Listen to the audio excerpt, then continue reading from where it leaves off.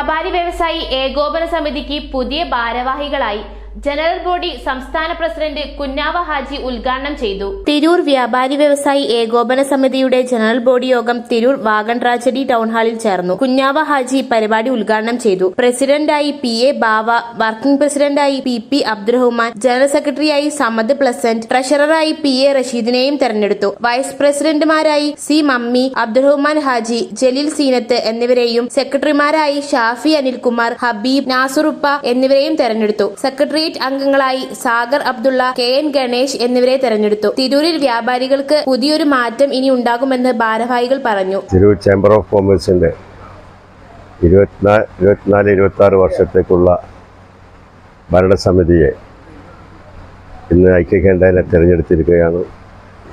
തീർച്ചയായും ഇന്ന് നിലവിൽ വന്നിട്ടുള്ള തിരൂർ ചേംബർ ഓഫ് കോമേഴ്സിന്റെ കമ്മിറ്റി വരും 2 കൊല്ലക്കാലം തിരൂരിലെ വ്യാപാര വ്യവസായ മേഖലയുടെ പുഷ്ടിക്ക് വേണ്ടി, അഭിവൃദ്ധിക്ക് വേണ്ടി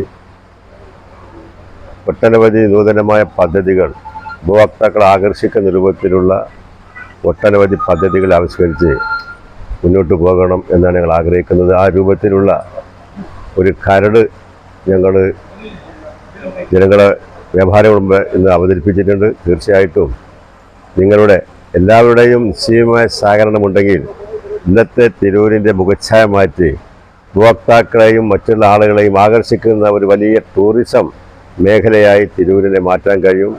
ആ ഒരു കാഴ്ചപ്പാടാണ് ഇന്ന് പുതുതായി തിരഞ്ഞെടുക്കപ്പെട്ട ഒരു ചേംബർ ഓഫ് കൊമേഴ്സിന്റെ ഭാരവാഹികളും ഭരണസമിതിക്കുമുള്ളത്.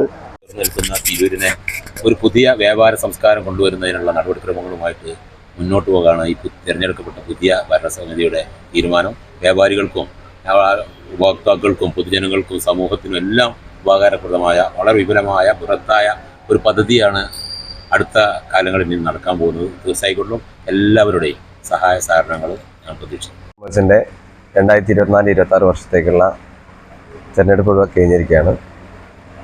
വരുന്ന 2 വർഷത്തേക്ക് വിഷൻ 2K24 2K26 എന്ന ഒരു പ്രഖ്യാപനം കൂടി ഞങ്ങൾ ഈ പ്രാവശ്യം നടത്തിയിരിക്കുകയാണ്. തിരൂരിൻ്റെ പോയകാല പ്രതാപം തിരിച്ചു പിടിക്കുക, തിരൂരിനെ ഒരു ബിസിനസ് ഹബ്ബാക്കി മാറ്റാൻ, നല്ല വൈബുള്ള ഒരു ബിസിനസ് ഹബ്ബാക്കി മാറ്റാനുള്ള രീതിയിലുള്ള പല നൂതനമായ ആശയങ്ങളും ഞങ്ങളുടെ മുമ്പിലുണ്ട്. ന്യൂസ് 99 തിരൂർ.